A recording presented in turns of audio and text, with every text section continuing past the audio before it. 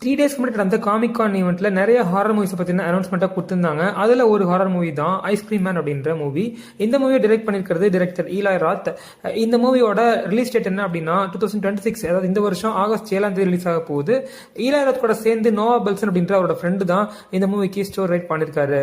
சினிமாவோட பிளாட் என்ன அப்படின்னா, பெய்லின்ட்ரே அப்படின்ற ஒரு டவுன் இருக்கு. சம்மர் டைம்ல அங்க ஒருத்தன் ஐஸ்கிரீம் விற்க வரான்.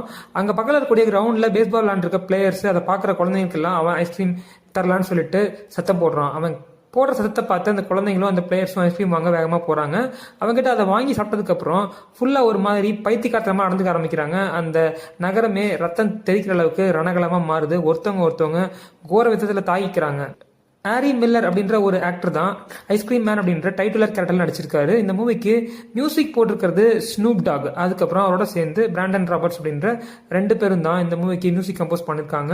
ஸோ மேக்கப் எஃபெக்ட்ஸ் ஏற்கனவே இந்த ஈலாய் ராத் கூட சேர்ந்து ஒர்க் பண்ண 2 பேர் தான் இந்த மூவிலையும் மேக்கப் எஃபெக்ட்ஸ்க்கு ஒர்க் பண்ணிருக்காங்க. ஒன்னு ஸ்டீவ் நியூபர்ன், இன்னொன்னு ஆட்ரியன் மோரான்ட். இவங்க 2 பேரும் பாத்தீங்கன்னா தேங்க்ஸ் கிவிங் அப்படின்ற மூவிக்காக ஆஸ்கர் அவார்ட் வின் பண்ணிருக்காங்க.